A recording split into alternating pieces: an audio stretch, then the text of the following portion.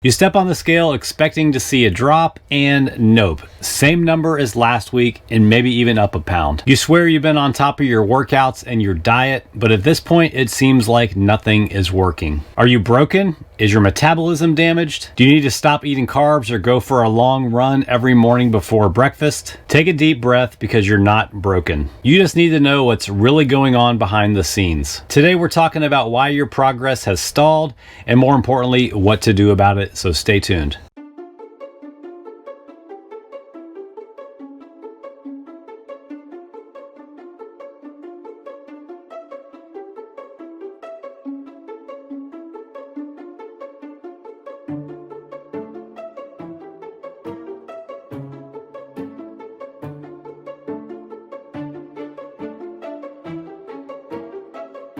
All right, guys, welcome to the Digital Barbell Podcast. My name is Jonathan. My wife Blakely and I own Digital Barbell. We're an online training and nutrition coaching company, helping people get in great shape, get strong, lose fat, and get fit without wasting time on all the nonsense that doesn't matter. Make sure you subscribe before you go if you like this kind of content. Let's dive right into these 7 reasons why your weight loss may have hit a plateau. Number 1, you might be building muscle and losing fat at the same time, otherwise known as body recomposition. If you've been strength training and eating enough protein, but the scale hasn't budged, this could be a good thing because you're in the best case scenario called body recomposition. This is where your body is losing fat and building muscle at the same time. This is especially common in new people who are brand new to lifting weights, people who come back from a long layoff, or anybody who's shifted from doing random workouts and group classes to more structured training. The problem with this situation is that the muscle that you're gaining is denser than fat, so that weight of the muscle is offsetting what you see on the scale. In this situation, you might be leaner, you might feel stronger, your clothes might be fitting better,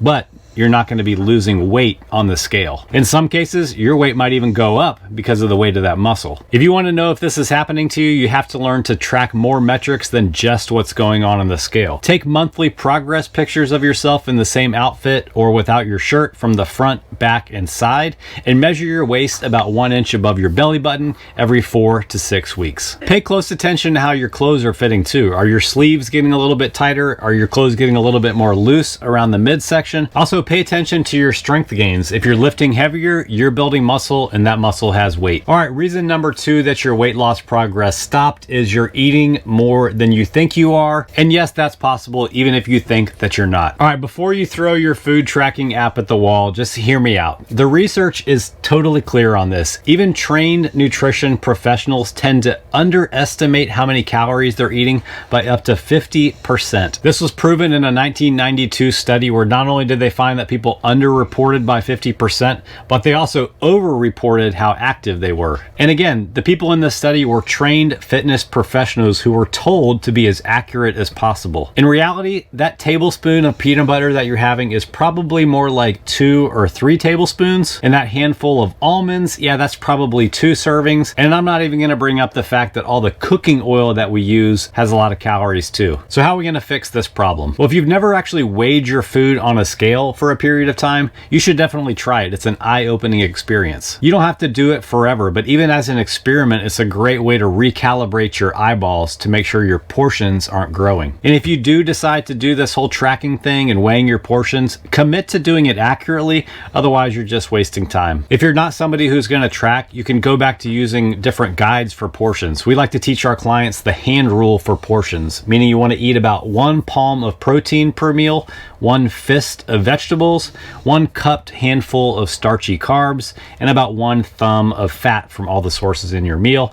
And guys, you get to double all those portions. Another thing about this whole eating more than you think you are throughout the day really comes down to those random licks, bites, and tastes that really can add up to enough calories to stop weight loss. So if you think that might be happening to you, that's a good opportunity to dial things in. All right, reason number 3 you stopped losing weight is because those calorie torching workouts that you're doing, they just don't burn that many calories in reality. Look, we love a good workout as much as anybody. I mean, we own an online training company, but that that fitness tracker that you're wearing on your watch, it's definitely lying to you. Studies show that these activity trackers like Garmin's and Apple Watches and Whoops and Fitbits, they can be off as much as 50 to 90% when we're talking about estimating how many calories your workout burns. In short, yeah, your workouts do burn calories, but what about the other 23 hours of the day? If you go from crushing an hour-long workout to sitting at your desk from 8 to 10 hours per day, your overall total daily calorie burn goes way down. The fix for this one is simple. Stop focusing on how many calories your workout burns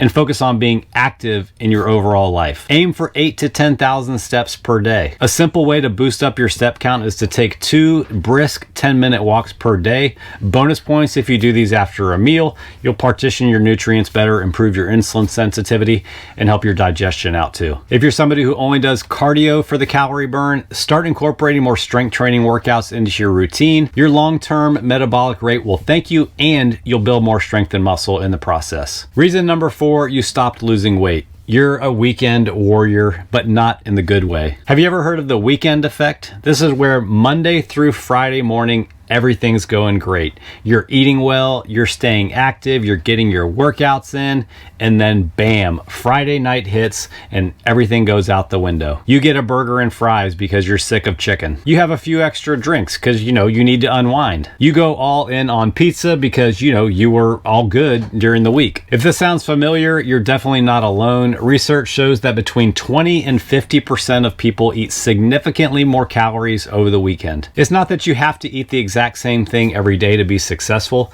but if your weight loss does hit a stall, there's a decent chance that the extra calories you're having on the weekend are erasing your calorie deficit you're working so hard for during the week. Here are 3 simple fixes to the weekend effect. Keep some semblance of structure on the weekends. Have the same breakfast, snack on protein, and be mindful overall of portion sizes. If you know you're going to have a big dinner out one night, adjust your other meals earlier in the day to accommodate. And probably most importantly is just avoiding that all or nothing mentality. Don't let one indulgence turn into a weekend free-for-all. One of the most common reasons that people way overeat on the weekend is because they way undereat during the week. Basically, they go for a too aggressive of a calorie deficit Monday through Thursday. If you want to know how many calories we recommend for you, basically a conservative calorie deficit, I'll put a link to our calorie calculator in the description below. All right, reason number 5 you stopped losing weight is because your stress and your sleep are sabotaging you. Poor sleep jacks up the hormone ghrelin, the one that makes you hungry, and it suppresses the hormone leptin, the one that tells you that you're full. The result of all this is that you're going to be craving more food, especially unhealthy food, which can easily make you overeat, stopping your weight loss. Stress also raises cortisol, which can increase water retention,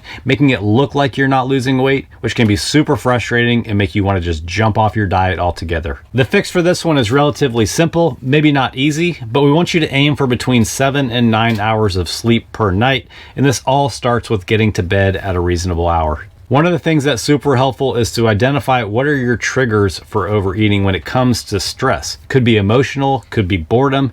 Look at what those things are and try to develop healthier coping mechanisms that don't involve eating food. Speaking of your feelings and your mood, don't let the scale dictate your mood and determine whether you should continue on with your efforts. Use other measurements of progress, like the way that your clothes fit.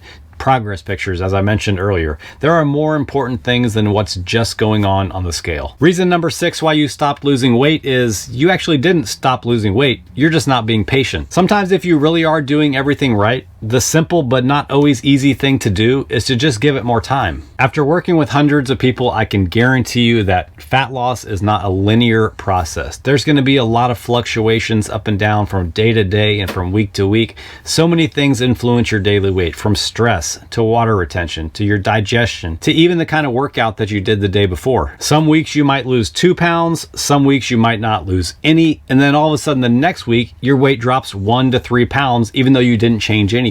All these fluctuations are completely normal. The fix for this one is simple. All you need to do is stop stressing over the individual weight on the scale every single day. Track your average weight over time. Weigh yourself every day, average it out through the week, and look at that weekly average from week to week over the course of months to make sure you're headed in the right direction. As I said before, pay attention to things that don't have to do with the scale. Are you getting stronger? Are you feeling more confident? Are you feeling less bloated? Are your clothes fitting different? Can you see muscle definition happening in different places?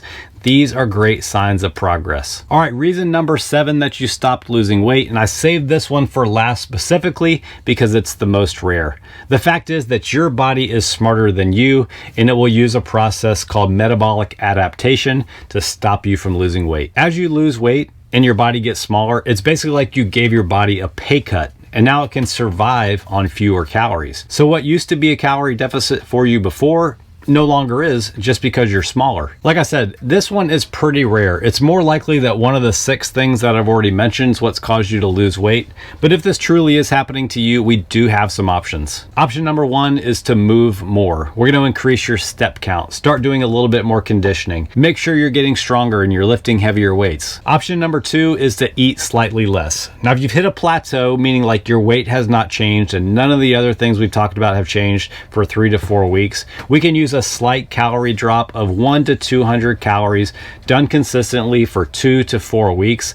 And this will almost always get fat loss started again if your plateau truly was caused by metabolic adaptation. The thing that I want you to walk away from this podcast is that you don't have to be upset. You don't have to guess what to do. There's certain things you really can look at to see why you stop losing weight. And with that knowledge, you can do some simple troubleshooting. If you're eating more than you think you are, reassess your portions. Look for those little bites that might be slipping in through the cracks. Are you focusing on your calorie burn on your watch? It's probably wrong. Let's just focus on having good, productive training sessions and using our nutrition to control our calories. Is it the weekends that are throwing off your progress? Let's back up, reassess, and look at what true balance might look like. Is it your sleep that's throwing you off? That's okay. We just need to be honest about that, develop some great strategies to help you get better sleep, and it'll make everything easier. And above all else, just please keep going. Don't give up. Progress just isn't always obvious in the moment, but the people who get great results are the people who don't quit. If you enjoyed this episode, please feel free to share it with a friend. If you're watching it on YouTube, please leave us a comment with your thoughts. And if you're tired of trying to figure all this stuff out on your own and you'd like a trusted guide along your side, I'll put a link to our program options below. Have a great day.